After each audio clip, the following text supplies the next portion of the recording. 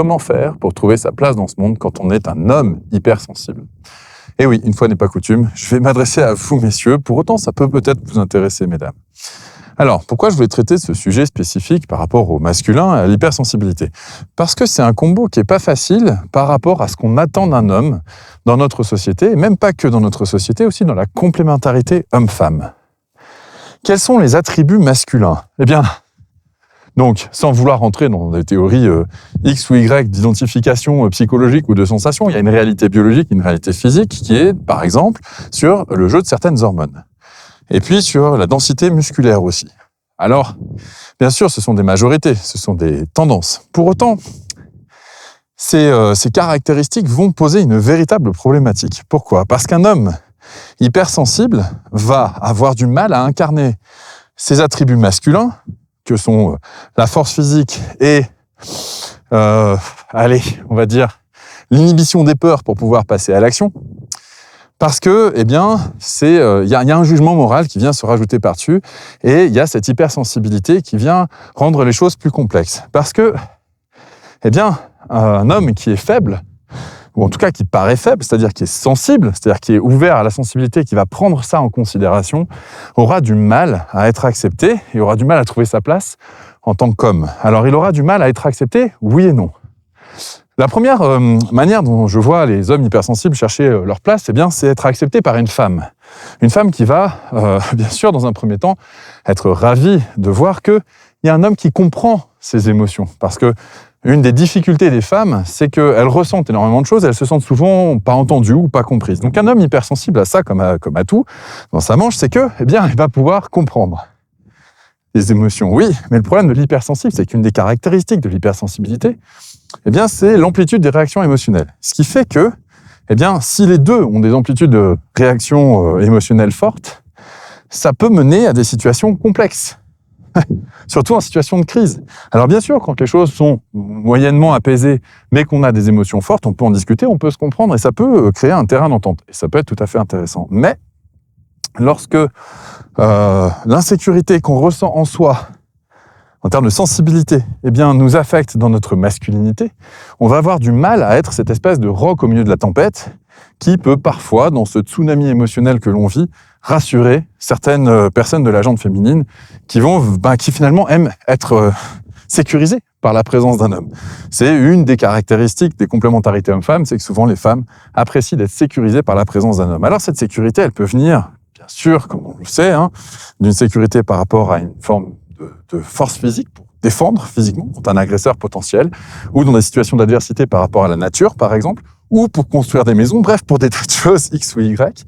Ok, donc cette force physique, par défaut, peut être un atout qui va sécuriser. Ok, pas de problème. Et qui va être complémentaire, normalement. Mais sauf que quand les deux sont dans une recherche de similarité parce qu'ils se sentent incompris, parce qu'ils ne trouvent pas leur place dans ce monde, etc., eh bien, l'homme hypersensible va avoir du mal à s'établir dans un couple de façon durable parce que, eh bien, il n'arrive pas à incarner cette complémentarité. Ça, c'est la première des problématiques. La deuxième des problématiques, quand on est un homme hypersensible, c'est que, aux yeux de la société, si on cherche à s'affirmer en tant qu'homme, avec, je sais pas, un point de vue un peu péremptoire, etc., on a toujours peur de tomber dans une forme de machisme, dans une forme d'avis tranché, d'insensibilité, justement, alors qu'on se ressent comme étant très sensible à l'autre, très sensible aussi à soi, aux émotions et au monde qui nous entoure. Et donc, eh ben, ça commence à poser un problème sociétal, au-delà du problème de couple quand on est un homme hypersensible. Et puis, on a aussi du mal, au-delà de ça, en termes de société, parce que, eh bien souvent, mais ça c'est caractéristique de l'hypersensibilité globale et pas uniquement pour les hommes, eh bien on va avoir tendance à réfuter ou à refuser quelque part sa propre nature, c'est-à-dire qu'on va rejeter la nature humaine tout en disant qu'on aime la nature. Donc c'est un paradoxe parce que on va dire qu'on aime la nature tout en rejetant sa propre nature. Alors que l'idée, ça va être de trouver une harmonie entre les deux, et non pas un rejet de l'un et une idéalisation de l'autre. Et donc, trouver sa place dans ce monde, ça veut dire aussi accepter sa nature d'homme. Sauf qu'aujourd'hui, d'un point de vue de la morale, et c'est une autre des difficultés pour les hommes, eh bien, les attributs masculins sont moralement condamnés à l'heure actuelle dans notre société, puisqu'on a créé une société, alors je dis pas que c'est bien ou pas bien, je suis pas en train de cliver, je suis en train d'expliquer pourquoi c'est compliqué pour un homme de trouver sa place dans notre monde aujourd'hui. Eh bien, parce que les atouts masculins, qui sont donc finalement la combativité, la force physique, alors la combativité pour la protection, attention, pas forcément pour autre chose. Et comme je le disais, ça peut être aussi la protection soit vis-à-vis d'un prédateur. Alors les prédateurs naturels, on n'en a plus trop, on est nos propres prédateurs maintenant, mais aussi ça peut être par rapport aux évolutions du monde, et notamment de la météo, par exemple, de ce genre de difficultés-là.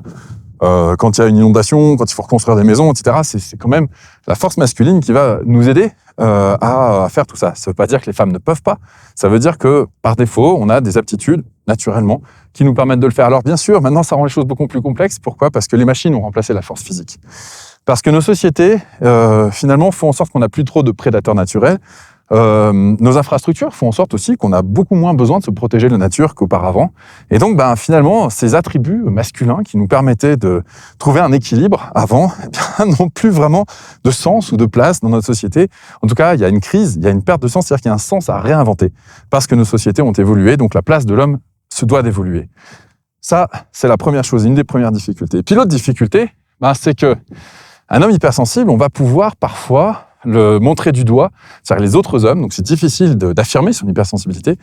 Et pourquoi ? Pour un homme, pourquoi ? Parce qu'il va être montré par les autres hommes comme étant une lavette, etc. Enfin bref, il va être rabaissé socialement parce qu'on va le considérer comme faible, parce qu'on confond la sensibilité et la sensiblerie.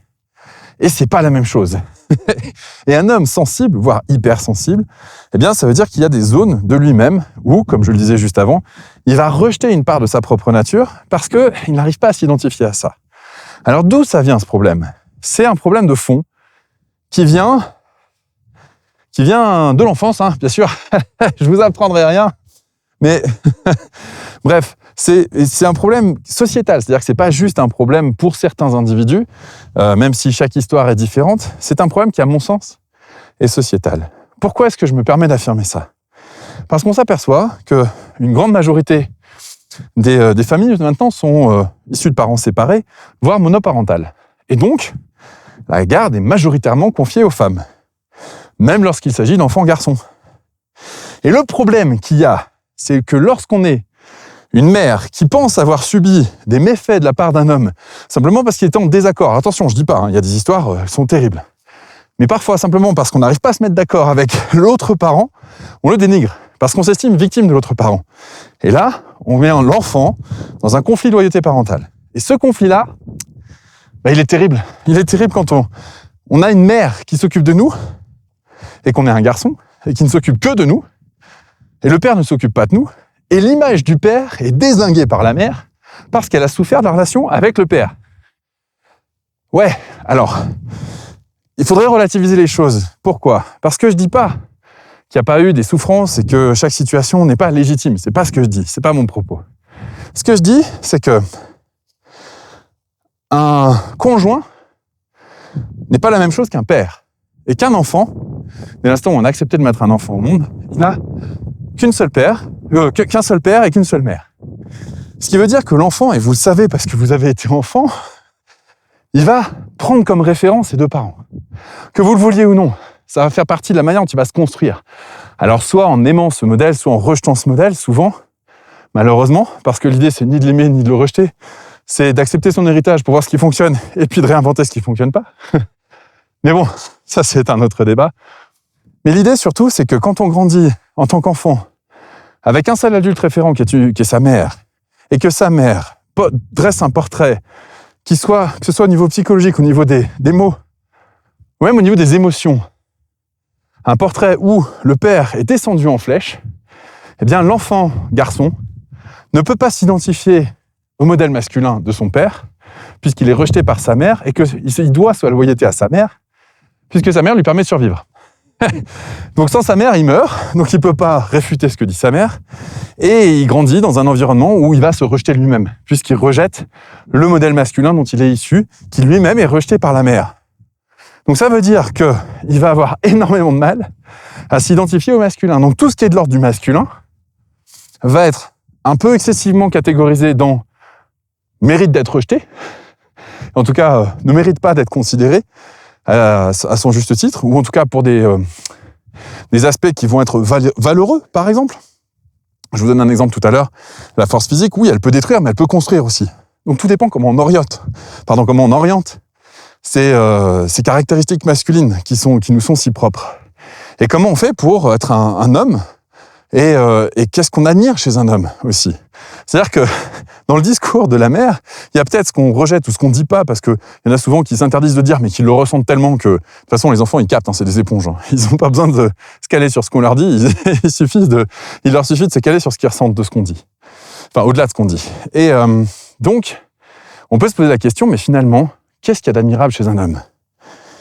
Et quand on regarde les médias, quand on regarde le discours parental, où il y a des conflits qui sont non résolus à l'appel dans notre société, et ben on se dit, difficile, hein. C'est difficile de trouver ce qu'on pourrait admirer chez l'homme, le masculin. Et donc, réhabiliter le masculin, c'est quelque chose qui devient très difficile pour les hommes. Et donc, il y a de plus en plus d'hommes hypersensibles qui rejettent leur part de masculinité parce qu'ils l'associent à quelque chose de sale, quelque chose de moche, quelque chose de rejetable, quelque chose qui mérite d'être désaimé pour ça. Et c'est ça qui devient terrible, c'est-à-dire qu'on va se désaimer soi-même et on va attendre de quelqu'un d'autre qui nous aime. Sauf que la plupart des femmes qu'on rencontre, qui sont hypersensibles, ont aussi souffert de leur rapport aux hommes. Donc on est dans une impasse parce qu'on ne peut pas trouver des compagnes qui nous réparent de notre enfance, puis de toute façon c'est pas leur rôle, mais on n'arrive pas non plus par nous-mêmes à se dégager de cette loyauté parentale qui perdure jusqu'à l'âge adulte. Et donc c'est un casse-tête, c'est un enfer et c'est quelque chose qui devient très difficile. Alors, comment faire pour trouver sa place dans ce monde quand on est hypersensible de manière générale? Eh bien, j'ai créé un webinaire spécialement pour ça, auquel vous pouvez vous inscrire, c'est gratuit, ça va vous donner des clés, parce que vraiment, je reste persuadé que tant qu'on n'arrivera pas à être en harmonie en soi, on ne pourra pas être en harmonie dans le monde et avec les autres. Et donc, vu que mon job, c'est ça, c'est d'accompagner les gens à être plus en harmonie avec eux-mêmes, je pense que ça, c'est les bases. Donc, avec ces bases-là, il y a plein de personnes qui peuvent réussir à s'en sortir et c'est tant mieux. Et les personnes qui souhaitent être accompagnées à titre personnel, eh bien, je peux les accompagner à titre personnel. Ça, c'est autre chose, c'est mon métier.